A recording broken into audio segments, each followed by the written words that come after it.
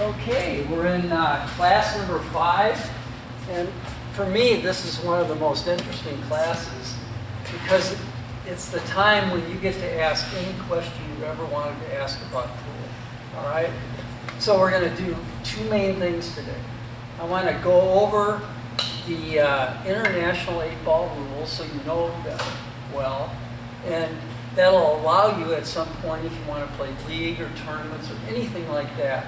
Because when I say international, I mean the rules that they play everywhere. Asia, Europe, United States, all over the world.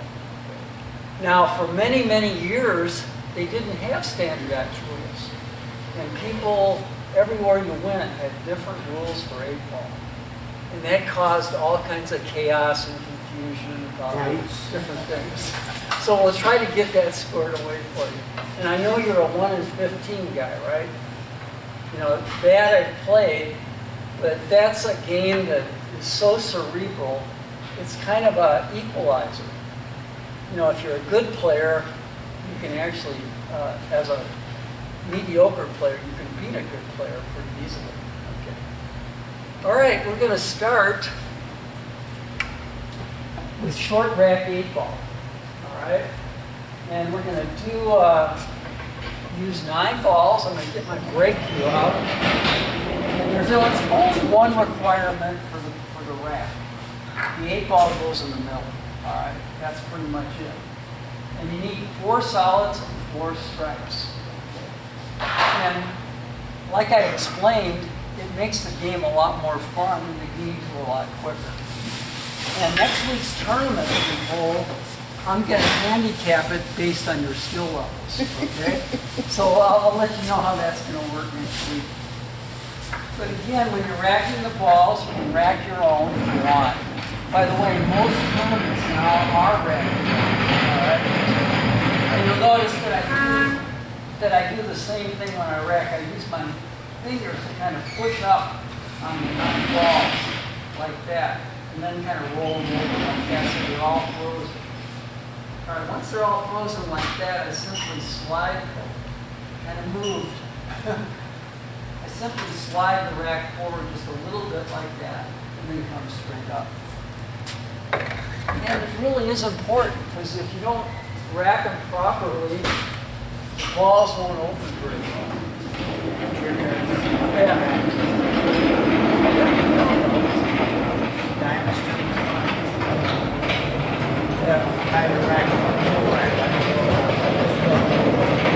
But anyway, remember we talked about breaking from the center and then breaking from the wing?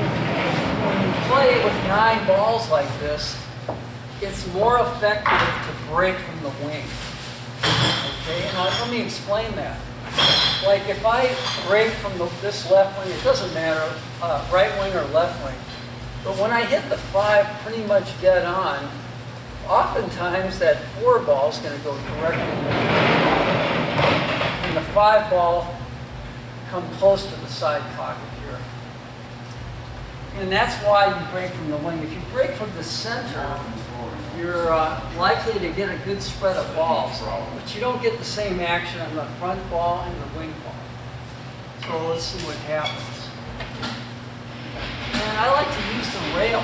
For some reason, I feel like I can get more power. So I just pretty much do my whole pre-shot routine, lay the cue right on the rail like this. And you notice how level my cue is.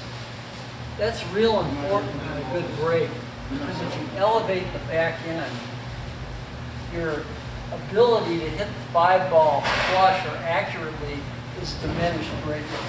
Okay. So we're going to line it up. I want to hit the 5 as flush as possible. Right in the center? Right in the center. Well, no, not here. Right there. On the right side? Yes. Because if I hit it up here, the cue ball would fly around the table.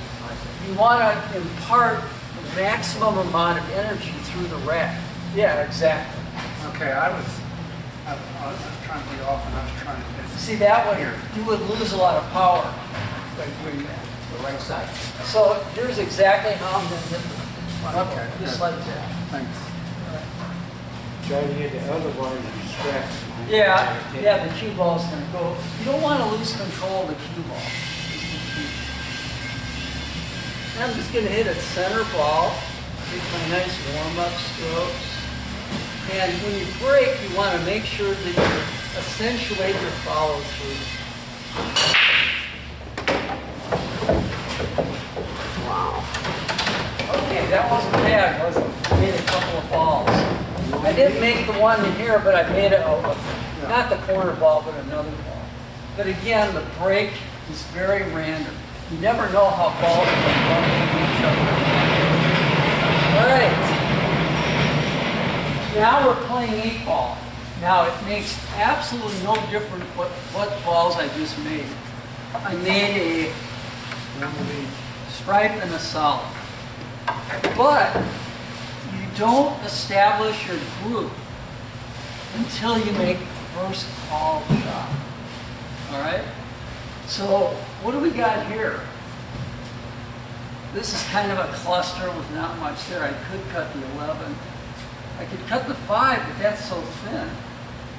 Probably, what is my easiest shot? What would you say? The 6-ball, I agree.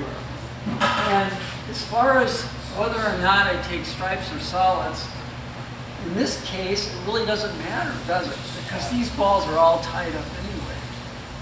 So I might as well just go ahead and take the solids. Okay.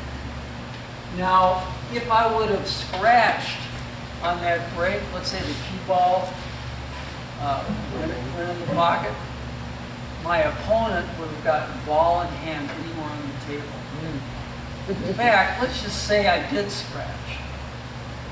My opponent could simply do this, and he could actually pretty much win the game. Because all from here he has ball in hand. And let me give you an idea of what you can do. He can easily roll the 11 straight in the pocket like that. And again, when you play call your shot, if it's obvious, you don't need to call it. But if it's a bang shot, a combination, anything that would confuse your opponent, you do need to call it. Okay. Now I've got a nice easy shot on the 9-ball.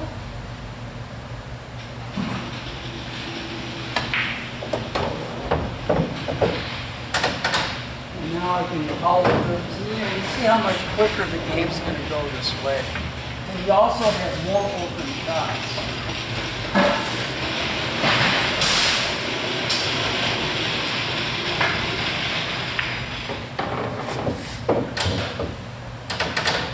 Okay, I got so thin on that, I really didn't get in pretty good shape. I would have liked the ball to stop right here. So I would have had a nice easy shot on the 8. All right, what would you do from here? If you had your 8 ball as your last ball, what would be the best shot from this point? Orange. What do you think, John? There. All right, a couple of things. Which pocket do you think? I would back it to that. All right. Roman says here, John says there. I say safety. Okay. All right. Safety, Now that what's safety? Chuck is absolutely correct. Those are both very low percentage shots. Now whether or not you play safety or not depends on how good your opponent is. All right. If you're playing a real good player, probably safety would be something you would consider. But we're all somewhat beginners in this class. It might be fun to try a bank. We live on the edge. Yeah, live on the edge. Okay. Now, the one thing that I would say is I'd be a little bit afraid to bank it in here because I could scratch. All right. But I might want to bank it over here because not only can I make it, and there's no problem with the scratch, but I can leave the cue ball way down here on the rail. So let's try it over here. And again, we learned last time about the diamonds, didn't we? Here's the base of the triangle. If I shoot the 8 about at this diamond, I have a real good chance of it being in this pocket. Let's try that.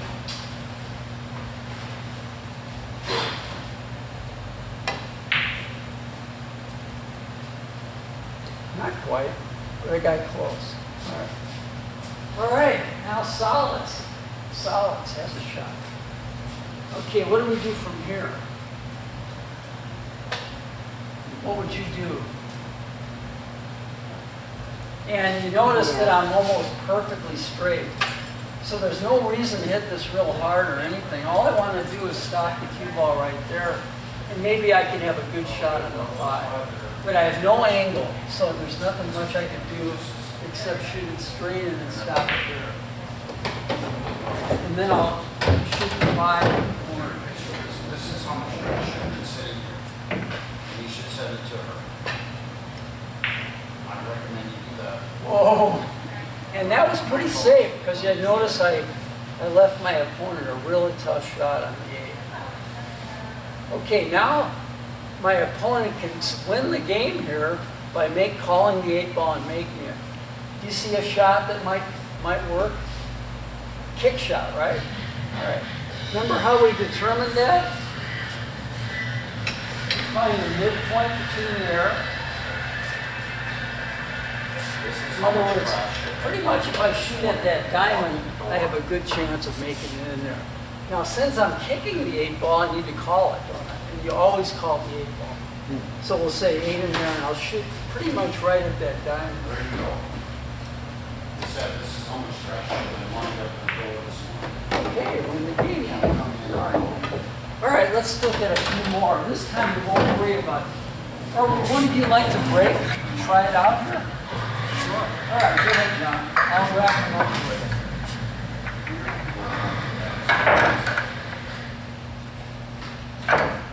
And again, just the 8 ball in the middle is all you need to worry about.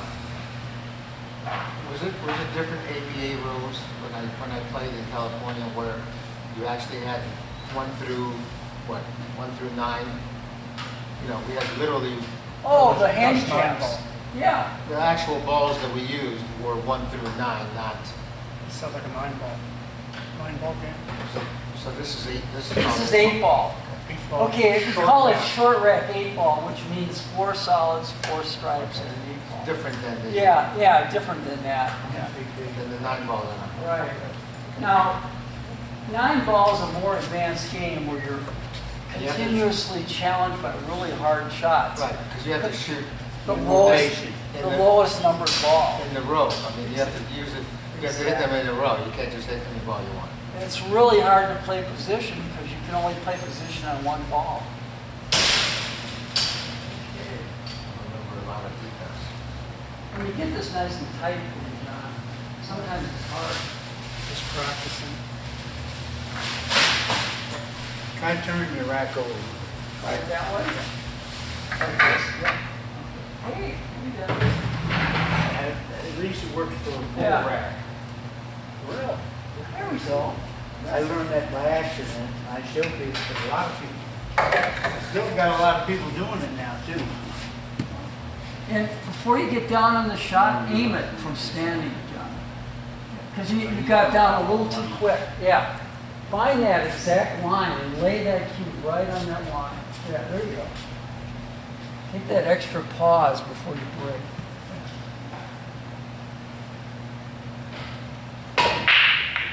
Okay, not bad. Now, it hit a little bit on that side. You would have had a better chance to make a ball if you hit a little flusher. And that's the kind of things you practice, and that's what we'll work on, next week. All right, what does it look like from here? You like the solids or the stripes? Anybody? I've got a pretty clear shot on the 6. I agree with Sonia, don't you? And if I do make the 6, I've got the 7 right there, and then the 5 over here. But the stripes from here, I don't really have a shot to it. Is it calling the 6 on the side or doing? Oh, there's not enough room. You could possibly make it, but the higher percentage shot is in the corner. All right, so let's look at a couple of possibilities that will arise in a normal game. Let's say the cue ball ended up here. Nice. and the table is open. Okay. The reason why I did this is I want to show you what a legal shot is.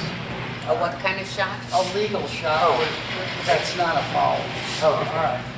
Now, in order to make a legal shot, you have to hit your called ball. A ball has to hit a rail after contact. Golf ball or? Well, the called ball you're shooting at. Like right now it's open, so I could shoot at the 13 or the 6 or the 9, doesn't matter. But in a case like this, it'd almost be like a safety. Now, let's make it a little easier. Let's say I can go do this. This is a little easier. Now, the only shot I could hit directly would be the 11 ball. Now, to make a legal shot, I have to have one of the any ball hit the rail after contact. So this would be considered a legal shot if I did this. Because I hit the 11 and the 9 hit the rail. Or another way I could have done that is to make a legal shot is I'll go off the left side of the 11 and then hit the rail. The object ball has to hit, or a ball has to hit the rail after contact. What would be a foul? This would be a foul if I did this. Let's say I was shooting at the 9 and I did this. Okay, I hit the 9, but nothing hit the rail after contact. So that would be a foul, and my opponent would get ball in hand anywhere on the So Yeah. what happened? Yeah. Okay, now, if you're close enough here, you actually hit the 8. If you hit the 8 first, it's also a foul. Ball And in your hand. opponent would get ball in hand anyway. But don't worry about this. On next week, we'll be coming around helping you with all these rules. So you can ask questions or anything like that. All right.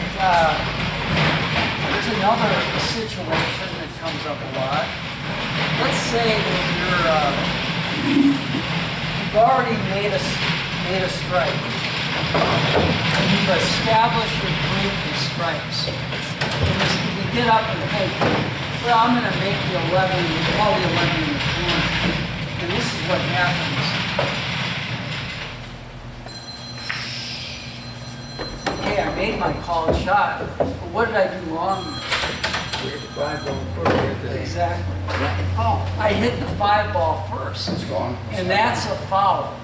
In other words, once you establish your group, Yeah, so just make sure you get your it all. stripes are solid, you have to make a clean hit on your your object ball.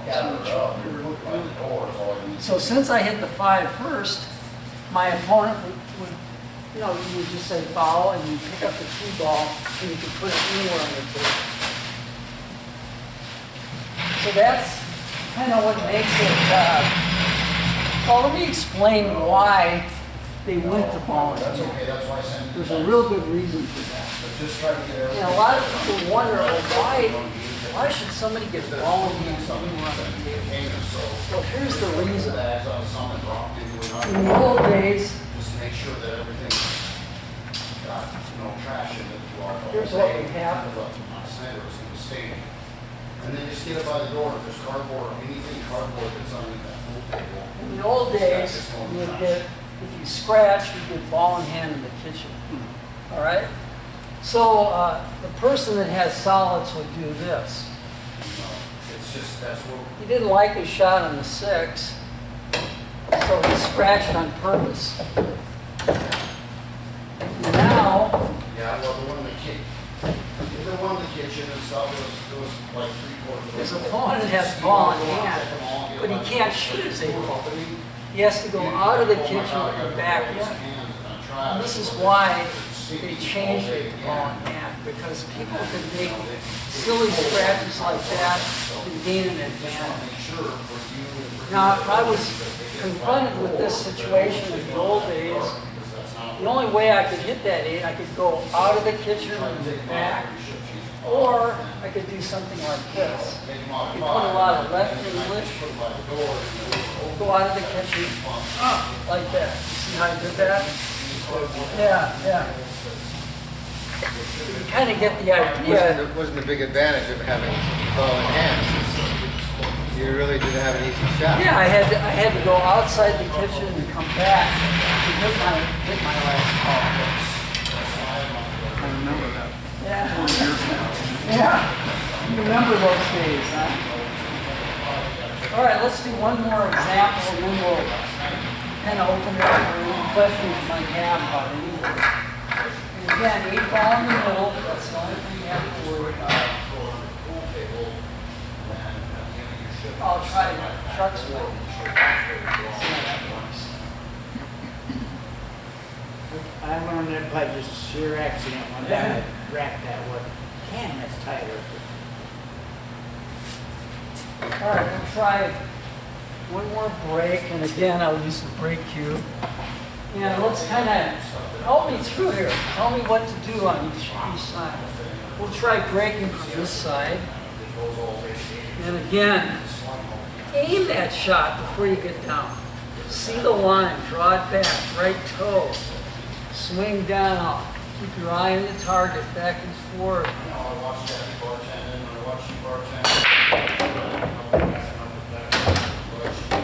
See how, when you hit, I didn't even hit him that hard. But you know what I did do right? I hit it solid. Okay. I didn't, yeah. And that's the key. All right, I made 2 balls. All right. But I don't have stripes, do I? Because I haven't made a called shot. Not yet. All right. But you know what? Stripes look pretty good, don't they? That's really good. Yeah. All right, so anybody got a suggestion what I do here? Well, you can make the 15 and then try to break that up. Yeah. Let's see, does it go? You know what? There's one that'll go, Roman. Not much, but there's a little one. All right, let's try that. You know, I don't want to hit the 4, but you know what? I can't avoid hitting the 4, because if I make the 15, the cue ball's going to run right into it.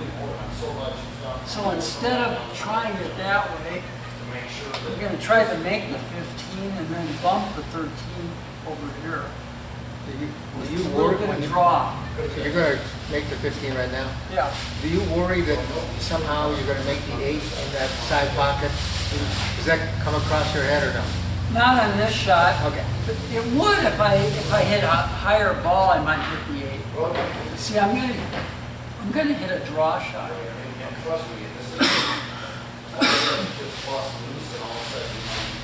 And again, actually this is pretty hard. In fact, you're right. I might get stuck behind the 8 with the 13 over here. So we'll see what happens. I'll just try to put a lot of draw. Oh, perfect. In other words, I got enough draw, so I was able to bump. So it came back? Yeah, exactly. So if you hit a follow shot for some reason, I wouldn't have been able to do that. you're not going to have any chance of I would have had no shot because the cue ball would You would be behind the 13. And again, that's why, you know, in our class we learned about draw shots and follow shots, because that's the key to placing the cue ball where you need to. Well, you know, have some fun with this today. Maybe you could play a little shot back here. All right. All right, what do I do from here now? I have a nice shot on the 13. Would I hit a draw shot or would I hit a follow shot? You hit a draw shot, but you wouldn't pull the cue back here. Right. John's exactly right. If I hit a follow shot, the cue ball hits the rail here and then bumps into the back of the floor. If I hit a little draw shot, absolutely correct, it goes this way, around, so I have a good shot on the 8. So on this particular shot, John's absolutely correct. I just need to hit a little bit of draw and go around the 7.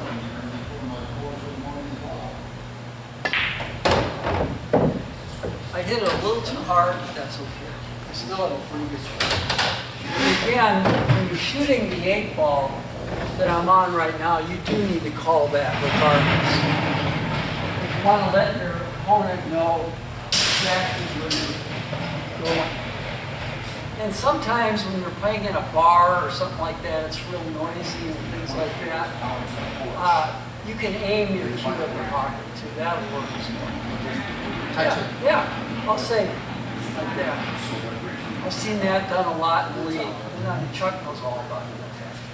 But again, I've got to hit this pretty thin. There's no worry about a scratch.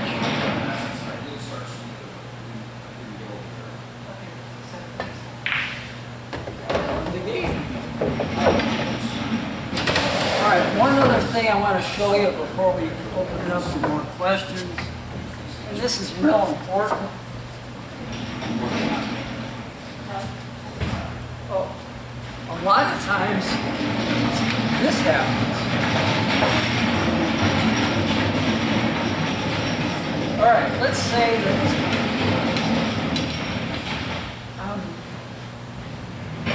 just made my last strike, and I got a shot on the 8-ball to win the game. And I say 8 1/4 pocket, and this is what happens. This is kind of unique, and this is how the rules have changed over the years. I'll say 8 1/4 pocket, and I do this. All right, what happens? You lose the game. No, No. no, Ball I in don't hand. lose the game. The Wrong opponent hand to your opponent. Ball in hand. gets ball in hand anywhere on the table. Side pocket. What happens then? Lose the game. You lose the game, right? If you make the 8 and scratch, you lose the game. But if you miss the 8 and scratch, the opponent gets ball in hand. Okay. All right. I had- Anyway, that's pretty much it. I think I covered most everything you need to know. I wish I could have done, yeah, go ahead. So you have a cluster, and you call a ball, and the called ball doesn't go in, but another ball goes. You lose your turn. Lose your turn. Okay, but it's not a ball in hand. No, no. Yeah. If you don't make your called shot, you just simply lose your turn. But if another solid ball goes, if you have solids, another solid ball goes in. That won't count. You lose your turn. You got to make the shot you're shooting. But does the ball come back up? No, it stays down. Everything stays down. See, they wanted to speed up the game. That's why they don't spot those kind of balls. Okay. Yeah. Once the ball's off the table, it's off the That's table. exactly. And another Unless it's 1 in 15. right. Another way to foul would be if you knock an object ball or a cue ball off the table. That's an automatic foul, and your opponent gets ball. Knock the ball off the table. You know, like when you hit it real hard, sometimes the ball will jump and go off the table. Oh, okay. That's a foul, either the cue ball or the object ball. And that's pretty much rules in all games. Anyway, that's 8. Go ahead. I was just going to ask when you do make an 8-ball on the break, it does get to be spotted, correct? Yes. Okay, that's the only time that a ball that's down. That would be an example, yeah. That's respotted because Yeah. you don't win the game, you don't lose the game, but you Right. continue the game. Okay. And one thing to remember too, if you make the 8-ball on the break and yet the rack looks terrible, you can have the option to re-break. I see. Yeah. Got good. So playing 8-ball not being as good as you, I'll call it the 8-ball down there on a long shot. The 8-ball doesn't go in down there. It turns out it goes in down here. You call it the wrong pot. That's a loss of game I too. thought that's what Yeah, I mean. as a matter of fact, I've lost over the years like 3 or 4 or maybe 5 times where I broke up balls trying to open up my group, and I ended up knocking the 8-ball, Yeah. and I lose the game from there as well. Yeah. Okay, you'll get to practice that today, have some fun with that. But for now, what do you want to know? What have we done in this class to this point that you would like more instruction on, or any question you might have about anything? Combinations, banks, cut shots, yeah. So you were teaching last week the left and right English, Yes, and you were going towards like a diamond, and you were changing your English as you went towards the diamond. yeah. And I was trying to do it, and when I was trying to hit the ball here, it would go in this direction instead of going towards the diamond. Oh, So I okay. thought maybe I'm not. No, that's a understanding. good, no, that's a good question. Let me explain that. The thing to remember, and that's why English makes the game so hard. Like, here's an example of it. I'm going to play the 6 in the corner pocket, and I want to get positioned for another ball way down here. And I am kind of straight. All right. Now, if I hit just a simple high ball, it comes to about here. But I want to get the cue ball nice and close to the 7 for an easier shot. And I'm pretty straight like that.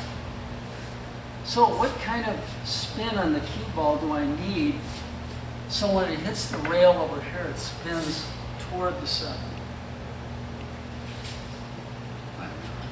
I would want to hit right English. So that spinning cue ball spinning like this, so when it hits the rail, it shoots way out this direction. If it was this straight, it would go this way. If it was rolling forward. In fact, let me use a stripe to show you what I mean.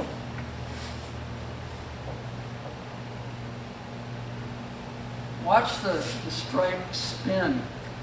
And I'm going to hit a lot on the right side of the cue ball here.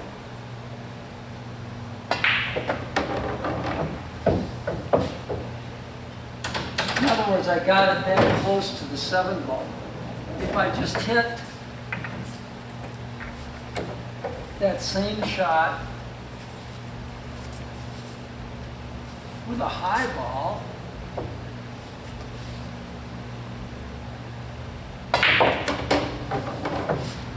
see, it comes to here. So I can get all of it from that spin. I can make it hit the rail and come off with a different angle. And I know that's kind of advanced stuff. Is that kind of what you're talking about? Okay.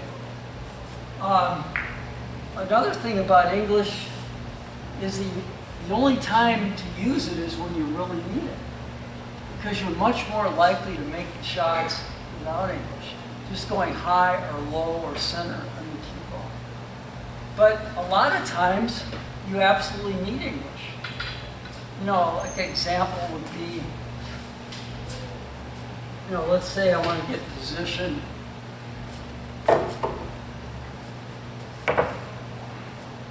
Position on the 7 or the 5. Now, if I use draw, I'll end up here.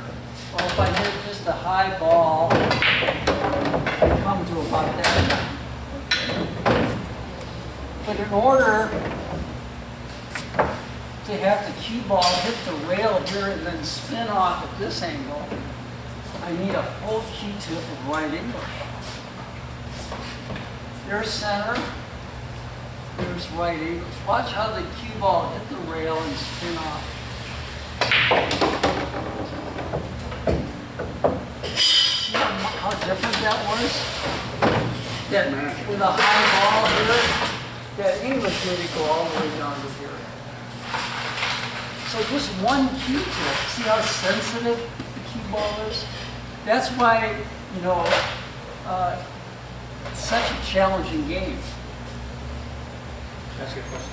Yeah, go ahead. On that same shot that you just did, when I try something like that, okay, Yes. I missed my ball. Yeah. And it's not my turn to shoot. It doesn't matter where the cue ball ends up. Right. So I do something to change the trajectory of the shot, and I tend to rattle that pocket or miss it. And I was wondering, Why?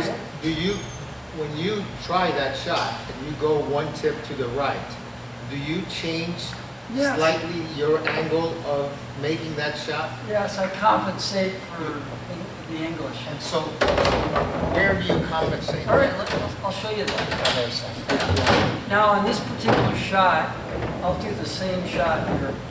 I have a little bit of angle, but I absolutely do need right English to get the cue ball down there. Okay.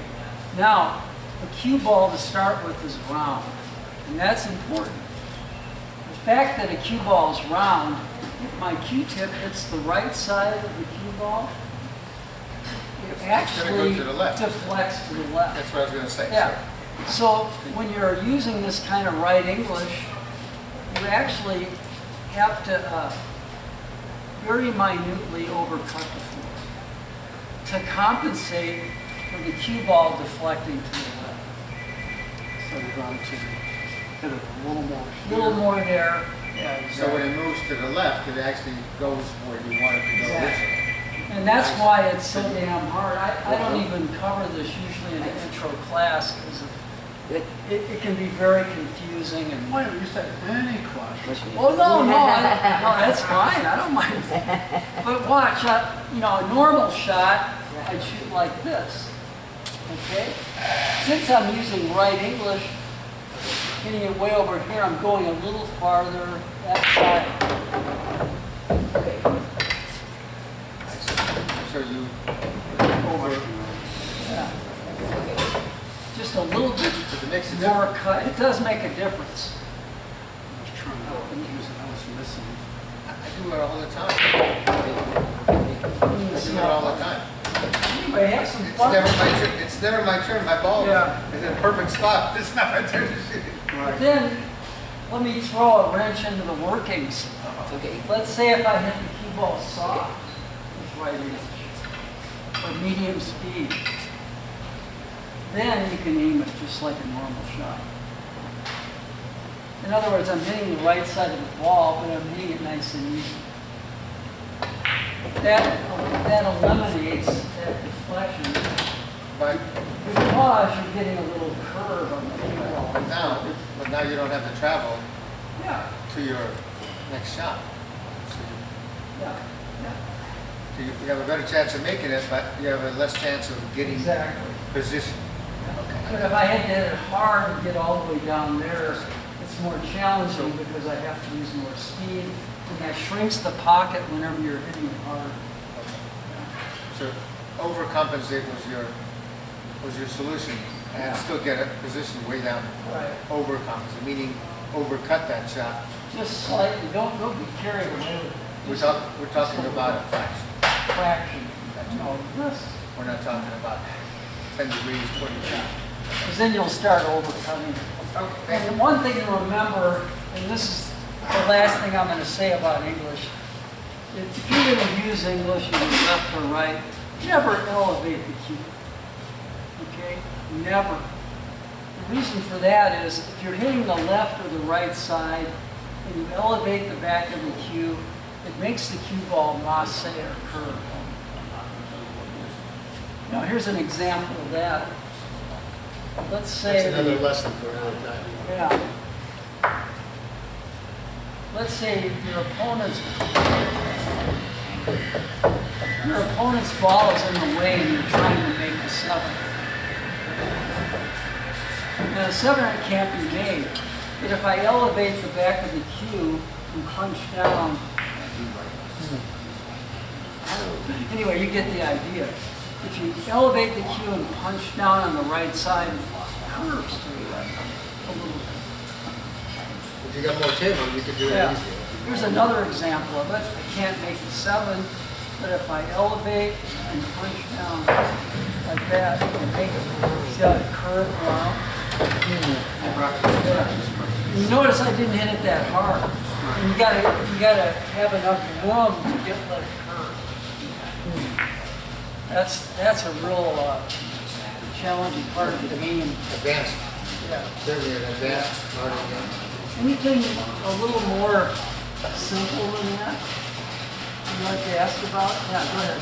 No, I just want to say, if I've learned anything, I've learned that in all the years I was using too much computer English on every shot. This is taught me to keep everything in the center. Well, you know, the good part is that if you do that, you're going to make a lot more balls. Because using English and having to compensate your range is probably the hardest part of pool. You need to be able to master the vertical axis first, and then you can worry about English. Okay, nothing else? Yeah, go ahead. I'm still confused about Yeah. banking, Oh, okay, like where do you measure it again? okay. Because I keep, oh, like if I'm trying to get this pocket, it keeps going over here. Going long, yeah. All right, let's say I'm banking into that pocket. You know, there's a couple of ways to do this, though. You know, I gave you one system, which is the midpoint, okay? But, you know, the first thing you want to, it's actually one step to figure out where to hit that rail. If I lay my cue across the pocket I want to make it in, I swing the lower end so it crosses the midpoint right there. All right. Now from there, I can determine where the 9 needs to hit the rail simply by parallel shifting like that. That's where I need to hit the rail. So you split the difference first. Yeah. Just go across to the, straight across like this, swing the lower end to the midpoint, and then parallel shift. And you'll always get close. As long as you can hit the 9 where you're aiming. Does that make sense? Yeah. So you say midpoint, you mean? No, midpoint between the 9 and the pocket is right here. This ball.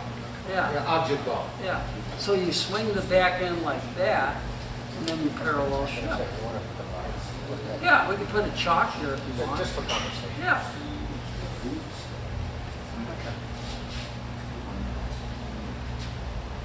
So it's But always, again, that's only a starting point. The speed affects the bank. You know, if you hit it easy, it goes long. Hit it hard, it comes short. And if you put English on it, that even changes things more. So long distances. Yeah. Short is in both. But I had a shot.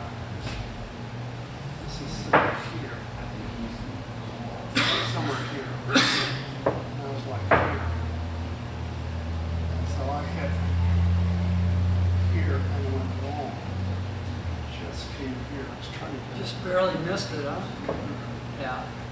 It's like, pretty slow too. Yeah. Remember you were talking something about the speed. Yeah. Jeez. Now, if I had a shot like this is real tough because the point of the pocket is in the way almost. Yeah, and I guess Yeah. I had the opponent's ball here, so I couldn't. Oh, okay. Yeah, so I thought, oh, just But this shot is exactly the same system as I just talked about. In fact, I can determine where to hit the rail to make the 9. I just lay it across to where I need to hit the 9, to the opposite pocket, swing it to the midpoint, which is right there. It's the midpoint. Parallel shift. So I need to hit the rail right there in order to make the 9. See how I did that?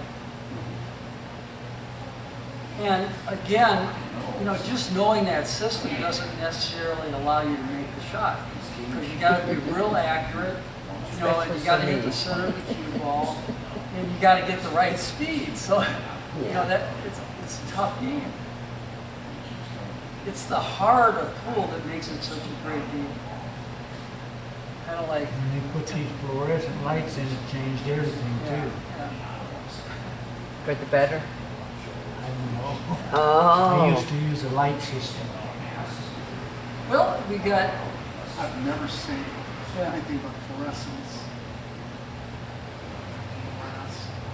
since 2018. the start. I think it was always fluorescence. Some of your bars still have 3-ball systems.